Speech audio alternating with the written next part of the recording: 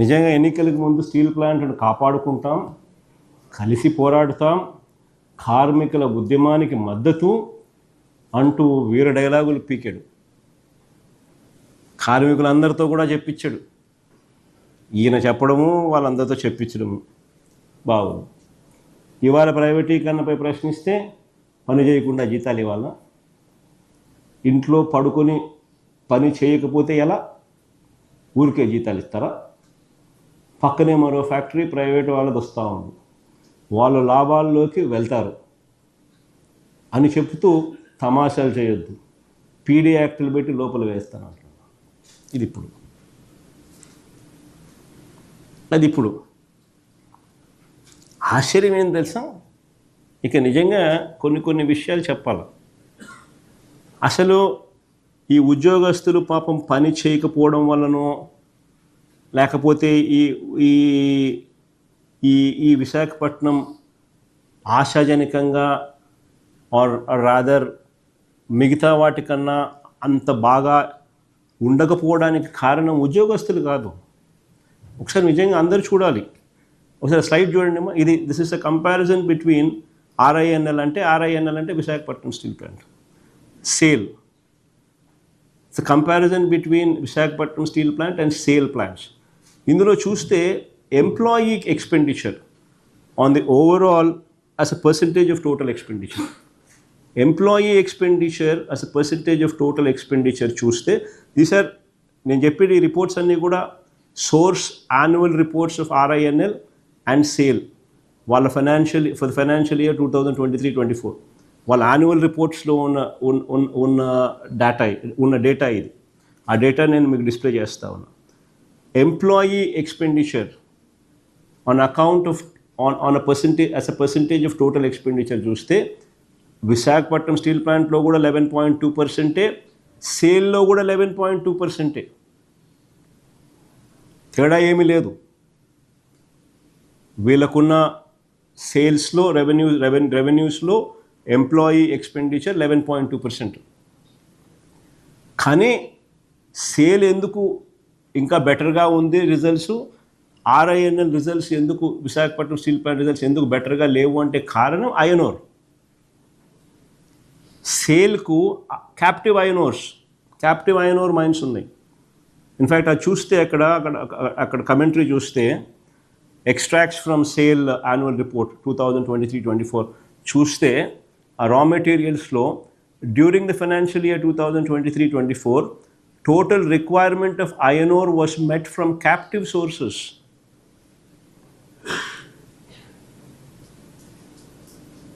Companies' captive mines produced 34.34 million tons. అదొకటే కాదు, in fact వీళ్ళు 1.16 million tons ఓపెన్ మార్కెట్లో వాళ్ళ క్యాప్టివ్ మైన్ నుంచి ఉన్న మైన్ అమ్మినారు. ఐరన్ ఓర్ను కూడా అమ్ముకుని approval from Jharkhand state government for selling of iron ore in the open market is still awaited. అది వాళ్ళ పరిస్థితి. అందుకనే iron ore cost Visakhapatnam steel ప్లాంట్లో 18.6% as a percentage of total revenues. సేల్లో iron ore cost as a percentage of total revenues only 9.8%. అంటే స్ట్రెయిట్గా మీకు 10% తేడా ఉంది on account of captive iron ore mines Visakhapatnam steel ప్లాంట్కి లేకపోవడం వల్ల. ఇది మేజర్ క్రైటీరియా. దీనికి క్యాప్టివ్ ఐరన్ ఓర్ మైన్స్ ఇప్పించమని చెప్పి వీళ్ళు పోయి ఢిల్లీకి పోయి వీళ్ళు ఎన్డీఏలో కూటమిగా ఉన్న పరిస్థితుల మధ్య అడగాల్సింది పోయి వీళ్ళు ఏం చేస్తారు? మిట్టల్ అనే ప్రైవేట్ స్టీల్ ప్లాంట్ పెట్టబోతున్నారట, వాళ్లకు క్యాప్టివ్ మైన్స్ ఇవ్వాలని చెప్పి పోతారు, అడుగుతారు. అరే ఉన్న గవర్నమెంట్ సెక్టర్లో ఉన్న ఈ స్టీల్ ప్లాంట్కు క్యాప్టివ్ మైన్స్ ఇవ్వమని చెప్పి అడగరా నాయన అంటే అది అడగరు వీళ్ళ ఎంపీలు. చంద్రబాబు నాయుడు అడిగాడు, కానీ పెట్టబోయే మిట్టల్ ప్లాంట్కు, ప్రైవేట్ సెక్టర్లో పెట్టబోయే మిట్టల్ ప్లాంట్కు దానికి క్యాప్టివ్ మైన్స్ ఇవ్వమని చెప్పి వీళ్ళు పోయి ఎంపీలు పోయి రిప్రజెంట్ చేస్తారు. That is Chandrababu Naidu.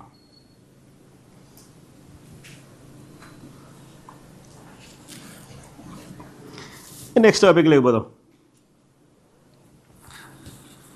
మరోవైపు రెడ్ బుక్ రాజ్యాంగం, నిజంగా పరిస్థితి ఎలా ఉంది అని అంటే రెడ్ బుక్ రాజ్యాంగం వెర్రి తలలు వేస్తూ ఉంది.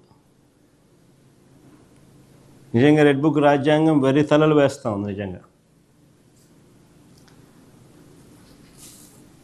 ఆశ్చర్యం చెప్తా చూడండి ఒకసారి.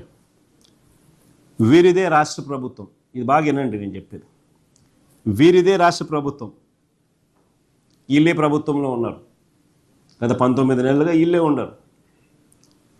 కల్తీ లిక్కర్ ఫ్యాక్టరీలు రాష్ట్ర వ్యాప్తంగా వీళ్ళు పెట్టినట్టువే. ఎక్కడ పడితే అక్కడ వీళ్ళ ఎమ్మెల్యే క్యాండిడేట్లు, వీళ్ళ మంత్రులు, వీళ్ళ పలుకుబడి కలిగిన తెలుగుదేశం పార్టీ నాయకులతో ఈ లిక్కర్ ఫ్యాక్టరీలు నడుపుతూ ఉన్న వాళ్ళ ఫోటోలు ఎక్కడ పడితే ఎక్కడ కనిపిస్తాయి. ఆ ఫోటోలు చూపించమా ఒకసారి.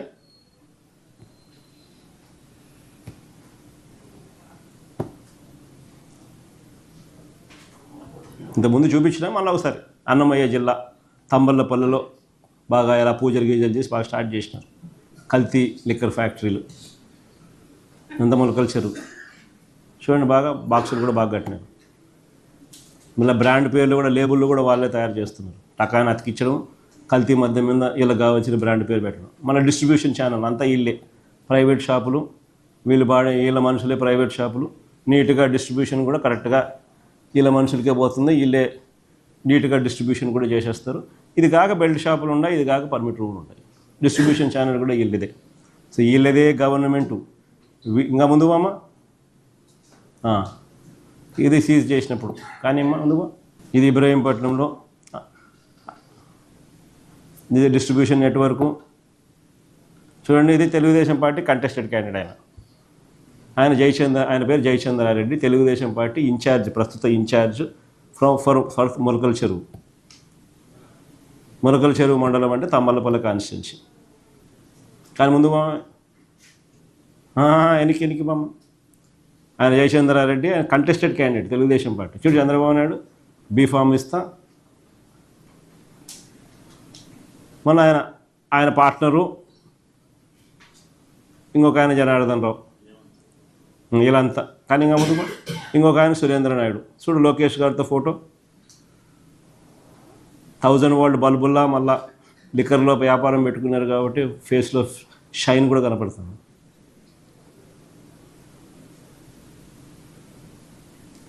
ఆయన ఆ ప్రాంతానికి చెందిన మంత్రి, ఆయన పక్కన ఒక్క నిమిషం, ఇది అనకాపల్లి పరవాడ ఉత్తరాంధ్ర. కానీ ముందు బొమ్మ నీట్గా ఇది సేమ్ మోడస్ ఆపరెండిని, లేబుళ్ళు గీబుళ్ళు అంతా. ఈయన ఎవడంటే స్పీకరు, ఆయన పక్కన ఎవడు అని అంటే అయ్యన్న పాత్రుడు సన్నిహితుడు రుత్తుల రాము. చూడు నీట్గా ఇద్దరు బ్రహ్మాండంగా. ఆ నవ్వులో కూడా చూడండి 1000 వాట్ బల్బ్ మాత్రం నవ్వుతున్నారు మనం. కానీ ముందు రామలాపురం సేమ్ మోడస్ ఆపరెండి, మిషన్తో సహా దొరికినారు. కానీ ఇది పాలకొల్లు. కానీ ముందు ఇది ఏలూరు, ఇది రేపల్లె,